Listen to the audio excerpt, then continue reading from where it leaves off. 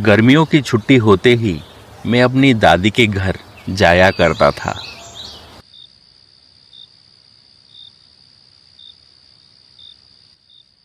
मैंने बचपन से अपनी दादी के पुराने घर में एक अजीब से आईने को देखा था।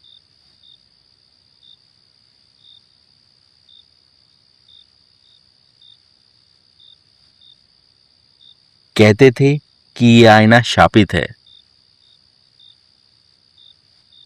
दादी हमेशा कहती, शाम होते ही इसके सामने मत जाना। लेकिन बचपन की जिज्ञासा ने मेरी दादी की इन बातों को कभी नहीं माना।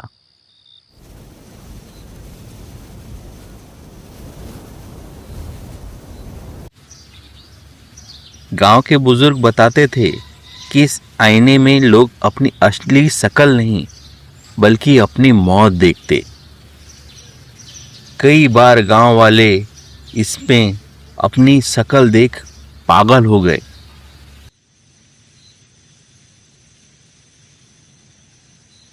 मैंने कई बार आईने के सामने खुद को देखा। दिन में तो सब नॉर्मल था, लेकिन रात होते ही इसमें मेरा चेहरा बदलने लगता। इसमें मैं कभी बूढ़ा, कभी घायल और कभी खून से सना हुआ दिखाई देता।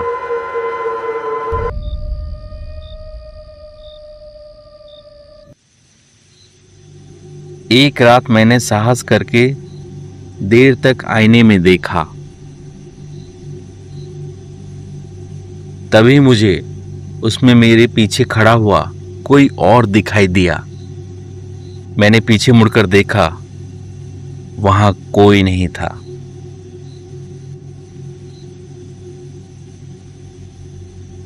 मैंने फिर आईने में उस काली परछाई को देखा। धीरे धीरे वो परछाई और साफ होती गई।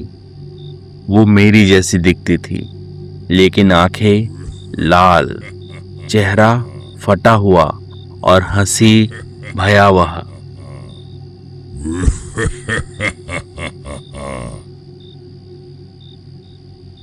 जैसे मेरी कोई दुष्ट परछाई मुझे देख रही हो।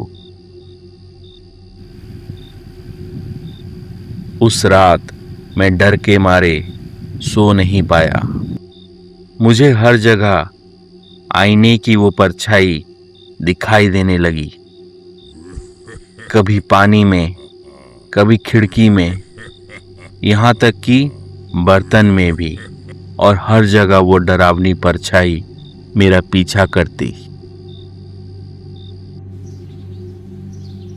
मैंने दादी से कहा, ये आईना जला दो।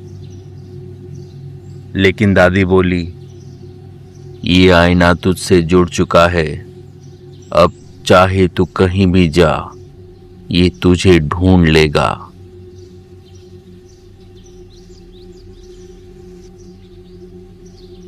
गुस्से में आकर मैंने आईना उठाया और जमीन में पटक दिया।